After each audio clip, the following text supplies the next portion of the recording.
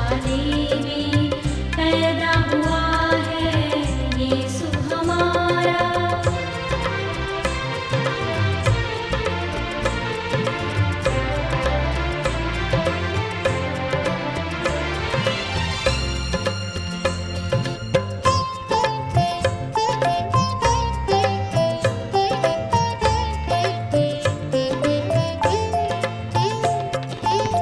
स्वर्ग में देखो चमका तारा, बैतलहम पर करता इशारा। स्वर्ग में देखो चमका तारा, बैतलहम पर करता इशारा। सिजदा करने आए मजूसी, सिजदा करने आए मजूसी। सोना मुरलो पान चढ़ाए, सोना मुरलो पान चढ़ाए। बैतलहम के गौशाले में पैदा हुआ है यीशु हमारा। आओ चले हम सिजदा करने, उस बालक ने हमको पुकारा, उस बालक ने हमको पुकारा। बैतलहम के गौशाले में पैदा हुआ है यीशु हमारा। प्रभु यीशु मसीह के मधुर नाम में आप सबको जय मसीह की। यीशु के महान आश्चर्य कर्मों की इस श्रृंखला में आप सबका स्वागत है। हम बात कर रहे हैं और चर्चा का जो विषय है वह है यीशु मसीह के आश्चर्य कर्मों के बारे में, और इस बात को भी देखना चाहते हैं कि यीशु मसीह ने जो आश्चर्य कर्म किए हैं उससे उन आश्चर्य कर्मों में मेरे और आपके लिए क्या संदेश है, मेरे और आपके जीवन के लिए कौन सा ऐसी बात है जो बहुत लाभदायक हो सकती है। हमने पिछले संदेश में देखा कि आश्चर्य कर्म क्या है। वो अलौकिक घटनाएं हैं, अद्भुत घटनाएं जो विज्ञान नहीं कर सकता, जो किसी मनुष्य के द्वारा नहीं हो सकता और जो अपने आप नहीं हो सकती। उसको करने वाला है वो है सिर्फ यीशु मसीह। और यीशु मसीह जिन घटनाओं को, जो आश्चर्य कर्म उसने मेरे और आपके जीवन में किए हैं या जो मेरे और आपके जीवन में घटित हुआ है, वो कम आश्चर्य की बात नहीं है, वो एक महान आश्चर्य की बात है। मगर एक चीज देखना चाहते हैं कि जो कुछ भी मेरे और आपके जीवन में हुआ वो कितना मेरे और आपके जीवन में आज सफल है, उसकी बातें या उसके आश्चर्य कर्म कितना महत्व है आज मेरे और आपके जीवन में उसका। यदि नहीं है तो कुछ नहीं है। बहुत से लोग ये चाहते हैं कि आश्चर्य कर्म तो हो, परंतु कैसे? आप जानते हैं आश्चर्य कर्म कैसे होते हैं? आश्चर्य कर्म घर में बैठने से नहीं होते हैं। आश्चर्य कर्म सिर्फ विश्वास कर लेने से नहीं होता है कि आप यीशु मसीह पर विश्वास कर रहे हैं, आप प्रार्थना कर रहे हैं, आप हफ्ते में एक बार चर्च चले गए, आपको ज़रूरत है तो आपने प्रार्थना कर ली, आपको ज़रूरत नहीं है तो आपने प्रार्थना नहीं करी। ऐसे आश्चर्य कर्म नहीं होते हैं। आश्चर्य कर्म होने का भी एक उद्देश्य होता है, एक तरीका होता है। आज उस उद्देश्य, उस तरीके के बारे में परमेश्वर के वचन से मैं और आप सीखेंगे कि जो आश्चर्य कर्म यदि हम चाहते हैं कि हमारे जीवन में यीशु मसीह के द्वारा महान आश्चर्य कर्म हो, उसकी पवित्र आत्मा के द्वारा महान आश्चर्य कर्म मेरे और आपके जीवन में होने पाए, तो कैसे होंगे? आइए, घर पे बैठने से नहीं, मैंने कहा सिर्फ विश्वास रखने से नहीं, इस बात का भी ध्यान रखें। आप सिर्फ चर्च जाते हैं इसके भी नहीं, और आपको जब जरूरत हुई तो आपने प्रार्थना कर लिया, आपको जब जरूरत हुई तो आपने चर्च अटेंड कर लिया, इससे भी नहीं होता है। कैसे होता है? देखते हैं परमेश्वर के वचन में से। मेरे साथ लूका की इंजील और उसका 5 अध्याय निकाल लीजिए, उसका 17 अध्याय से लेकर 26 पद तक है, और इन पदों को बहुत ध्यान से और बड़ी बारीकी के साथ देखेंगे।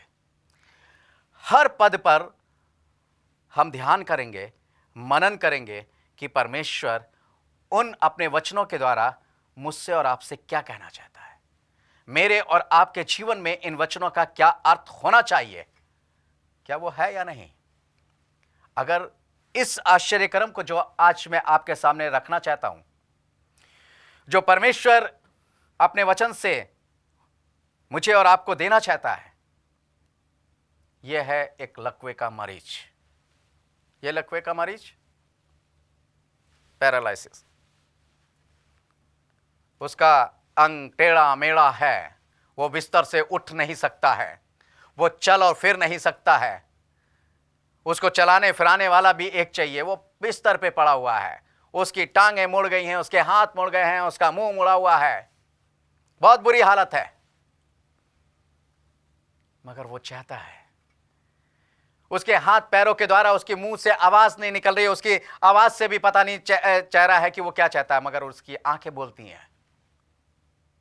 और उसकी आंखों की तरफ यदि आप देखें, ऐसे व्यक्ति की तरफ, और उसे यह पता हो कि आप परमेश्वर के जन हैं, उसे अगर यह पता हो कि आप परमेश्वर पर विश्वास करने वाले लोग हैं, उसे अगर यह पता हो कि आप परमेश्वर से प्रार्थना करने वाले लोग हैं, तो उसकी आंखें बोलती हैं। देखिए ऐसे व्यक्तियों की आंखों में झांककर, उसकी आंखों में झांक कर देखिए, वहां पर वह सिर्फ यही कहती नजर आएंगी कि मुझे चंगा कर दो, मैं चंगाई पाना चाहता हूं, मैं अपनी इस स्थिति से छुटकारा पाना चाहता हूं। आप यीशु मसीह के लोग हैं, आप यीशु मसीह पे विश्वास करने वाले लोग हैं, आप यीशु मसीह को चाहने वाले लोग हैं, आप यीशु मसीह को पुकारने वाले लोग हैं, यीशु मसीह के बारे में सुना है, बहुत आश्चर्य कर्म करता है। आप उसे प्रार्थना कीजिए, मेरे जीवन में भी आश्चर्य कर्म करे। उसकी आंखों में झांक के देखिए, वो दर्द मालूम होगा। उसकी आंखों में देखिए,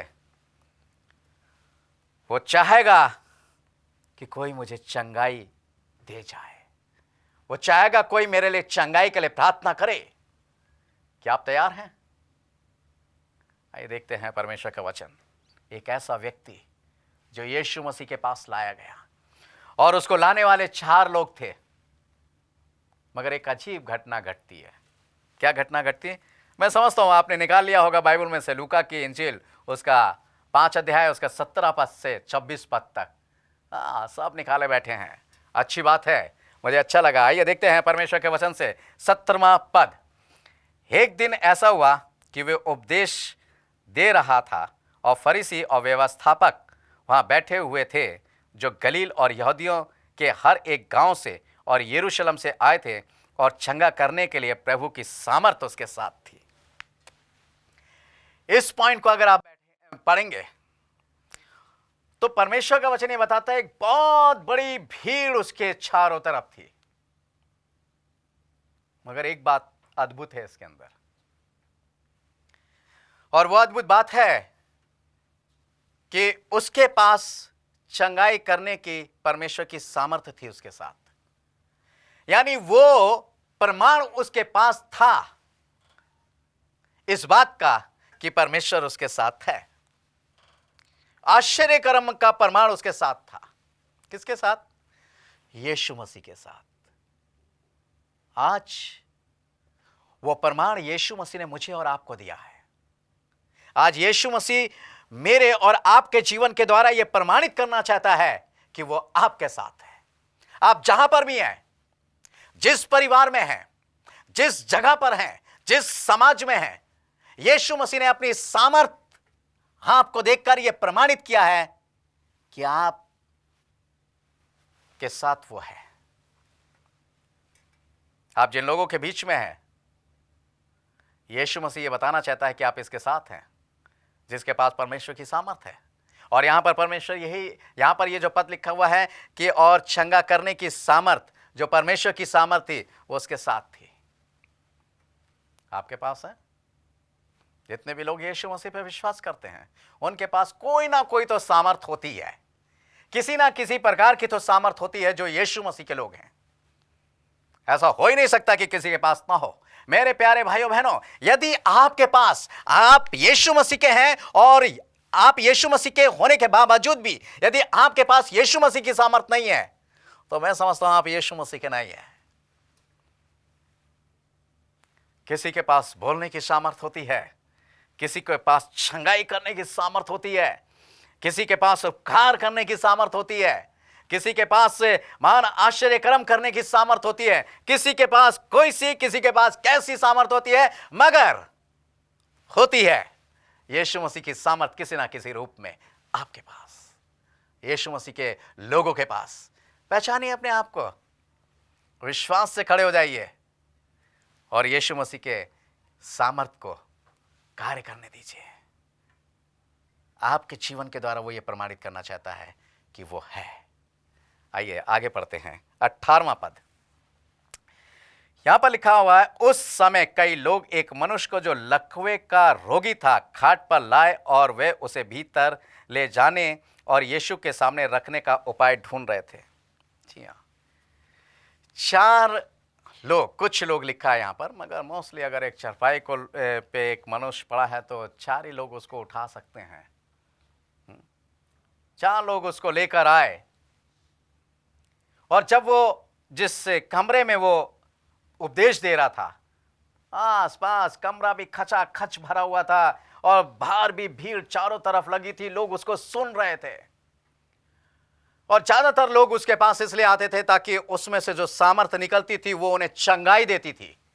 वो सामर्थ को पाने के लिए आते थे ताकि उस सामर्थ के द्वारा वो चंगाई पाए। ये भी अपने एक मरीज को ले गए जो लकवे का मारा था, और मैंने पहले ही बताया मतलब लकवे का मारा हुआ किसको कहते हैं, पैरालाइज जो हो जाती है बॉडी।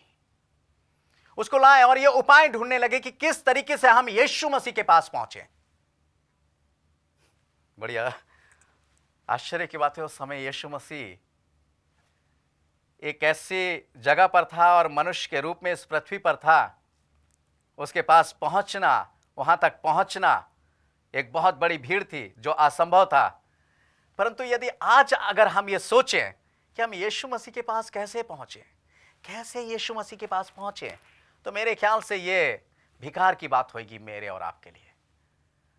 आज यीशु मसीह के पास पहुंचना असंभव नहीं है, संभव है, क्योंकि आज यीशु मसीह एक बात कहता है, मत्ती की इंजील जब आप पढ़ेंगे, जहां मेरे नाम से 2 या 3 इकट्ठा होंगे वहां मैं उपस्थित होऊंगा।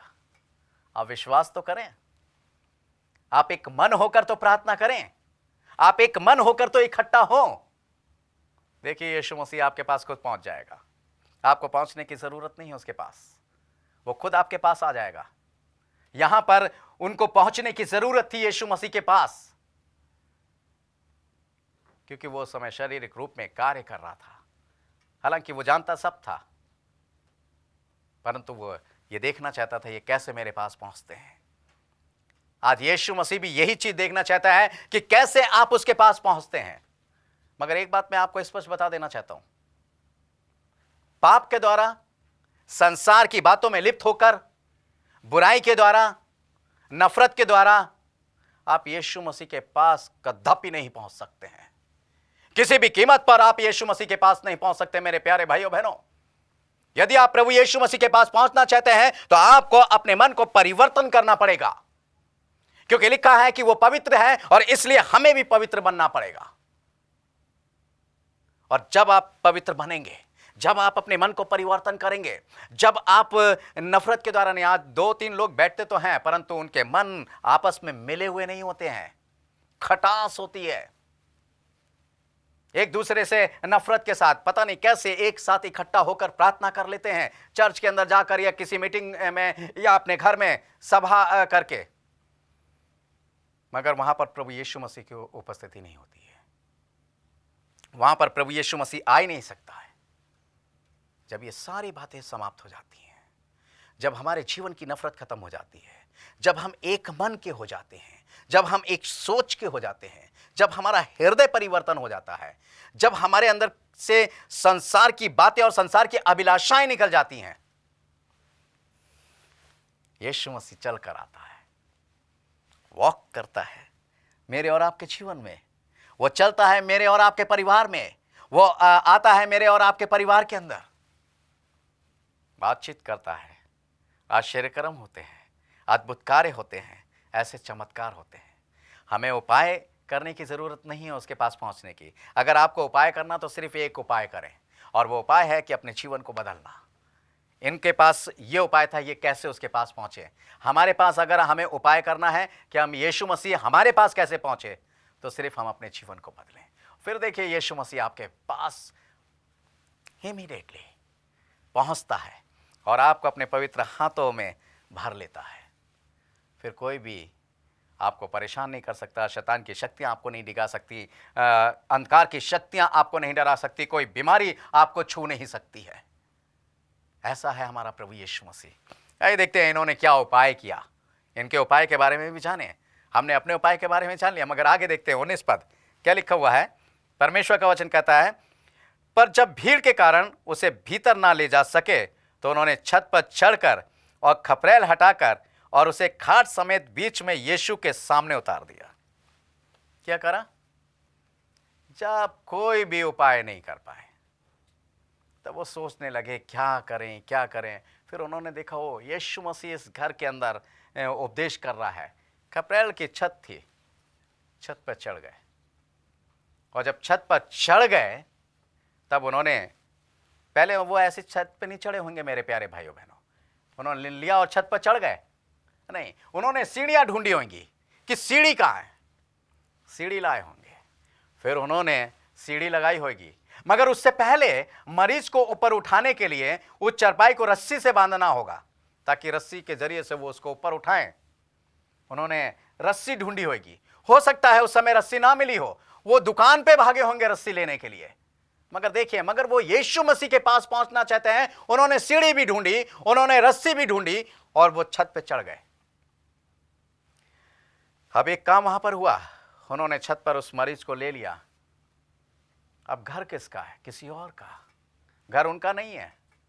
उनको इस बात की चिंता नहीं है कि उस मकान का मालिक मुझसे क्या कहेगा या उस मकान का मालिक क्या कहेगा। उनके पास सिर्फ एक धुन है कि यीशु मसीह के पास मेरा मरीज पहुंच जाए, यीशु मसीह के पास हम किसी तरीके से अपने मरीज को पहुंचा दें। सिर्फ एक विचार है उनके दिमाग के अंदर, और कोई भी विचार उनके दिमाग के अंदर नहीं है। छत का मालिक उनको डंडे से मारेगा बाद में, या पीटेगा, या उनसे पैसे लेगा, इस बात की उन्हें चिंता नहीं है। उन्होंने खपरेलें उधेड़ दी। अब खपरेलें जो हैं वो लकड़ी पे लगी रहती हैं, तो लकड़ी भी उन्होंने तोड़ दी होगी। उतनी जगह बनाई उन्होंने कि यीशु मसीह ठीक किस जगह पर है। उतनी जगह उन्होंने, कितनी जगह उन्होंने खोली होगी, इतनी कि वो खाट आराम से उतारी जा सके। सोचिए, खाट के बराबर जगह उन्होंने उधेड़ दी। हो सकता है मालिक वहां पर बैठा हो, ये मेरे घर को क्या कर रहे हैं, ये मेरे घर को तोड़ रहे हैं, अभी मैं इनसे पूछूंगा। उस समय वो चुपचाप होगा। हो सकता है यीशु मसीह के सामने वो कुछ ना कहना चाहता हो, यीशु मसीह के सामने कुछ बोलना ना चाहता हो, मगर वो देख रहा है ये मेरे घर को क्या कर रहे हैं। मगर उन लोगों को चिंता नहीं है जो छत पे चढ़े हुए हैं। उनके अंदर एक विश्वास है कि यदि एक बार मेरा मरीज यीशु मसीह के सामने पहुंच जाएगा तो वो ठीक हो जाएगा, फिर कोई फर्क नहीं पड़ता है। मालिक कितना भी पीट ले, कितने भी पैसे ले ले, उनको इस बात की चिंता नहीं है। उनके दिमाग के अंदर, उनकी सोच के अंदर पैसा नहीं है और ना वो मकान मालिक है। उनके सोच के अंदर सिर्फ यीशु मसीह है। मेरे प्यारे भाइयों बहनों, यदि मेरे और आपकी सोच के अंदर सिर्फ यीशु मसीह है तो जरूर आश्चर्यकर्म यीशु मसीह का होगा। मगर होता क्या है, मैं बहुत से परिवारों में जाता हूं, लोग मुझसे कहते हैं पास्टर साहब मेरे मरीज के लिए प्रार्थना कीजिए, बहुत समय से बीमार है, बहुत से डॉक्टर को दिखाया, मैंने बहुतों के लिए प्रार्थना करी, परमेश्वर ने आश्चर्यकर्म किए। मगर बहुत से परिवारों में जब मैं प्रार्थना करता हूं और यीशु मसीह के नाम से आमीन कहता हूं तो मुझे बहुत सी बातों का दुख भी होता है। प्रार्थना करी, लोगों ने विश्वास के साथ आंखें बंद करी, और जब आमीन हुई तो घर के लोग कहने लगे पादी साहब इतने डॉक्टरों को दिखाया, इतना पैसा लग गया, चलिए पैसा तो कितना भी लग जाए, कोई बात नहीं, कम से कम कोई डॉक्टर हो। आप ही बताइए, कोई डॉक्टर अगर आपकी नज़रों में है अच्छा तो बताइए। अगर किसी डॉक्टर को आप जानते हैं तो बताइए, हम वहाँ पर भी ले जाएं। पैसे का तो खैर इंतज़ाम कर लेंगे, कहीं ना कहीं से सूद ब्याज पे ले लेंगे, उधार ले लेंगे, उससे मांग लेंगे, इससे मांग लेंगे, मगर ये किसी तरीके से ठीक हो जाए। आप बताइए क्या पोजीशन होती होगी, यीशु मसीह क्या सोचता होगा। मैं अपने माथे पर ऐसे हाथ रखता हूं, सोचने लगता हूं यीशु मसीह भी ऐसी सोचता है कि जब आपको यीशु मसीह पर विश्वास नहीं था, जब आपको यीशु मसीह पर विश्वास ही नहीं था, तो आपने प्रार्थना क्यों करवाई? जो डॉक्टरों का डॉक्टर है, उस डॉक्टर के पास अर्जी क्यों भिजवाई? आमीन के साथ आप मरीज की चिंता करने लगे, आप पैसे की चिंता करने लगे, आप पैसे की तरफ देखने लगे, आप संसारिक डॉक्टरों की तरफ देखने लगे। उस डॉक्टर से जब आपने प्रार्थना कराई, फिर आपको संसारिक डॉक्टर क्यों नजर आने लगे? इसका मतलब उस डॉक्टर के ऊपर, जो डॉक्टरों का डॉक्टर है, जिसका नाम यीशु मसीह है, जो चंगाई दे सकता है, जो आश्चर्य कर्म आपके जीवन में कर सकता है, आपका विश्वास नहीं था। कैसे आप फिर विश्वास करते हैं?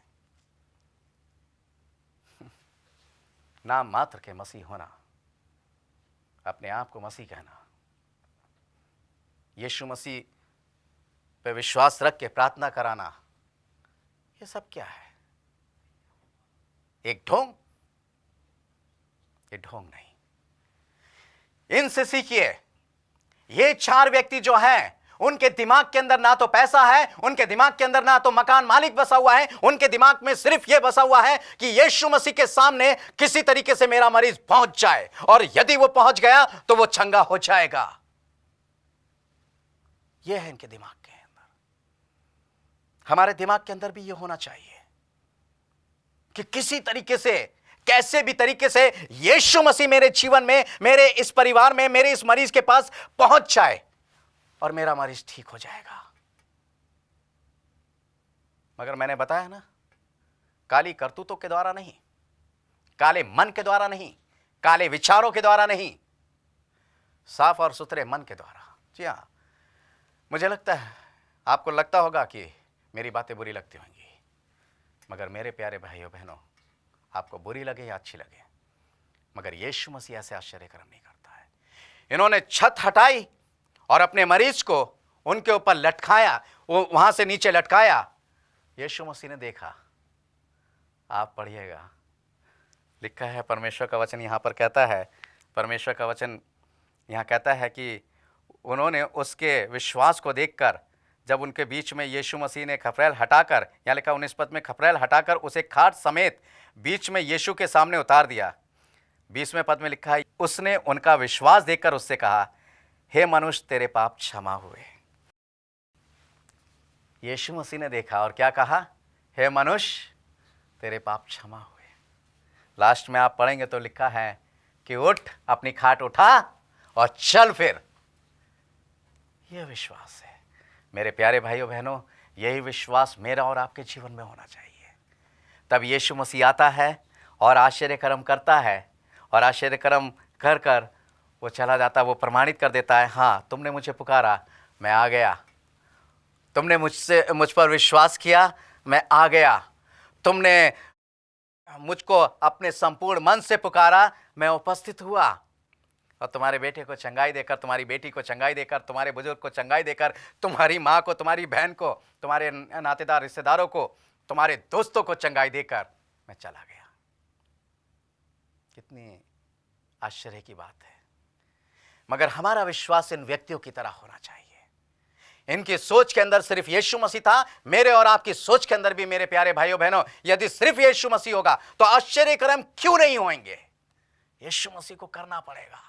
यस, करना पड़ेगा यीशु मसीह को, और वो करता है। हमारे और आपके विश्वास को देखकर, आप अपने विश्वास को तो दिखाइए, आप अपने विश्वास को प्रमाणित कीजिए, फिर देखिए आश्चर्य कर्म आपके जीवन में होते हैं या नहीं।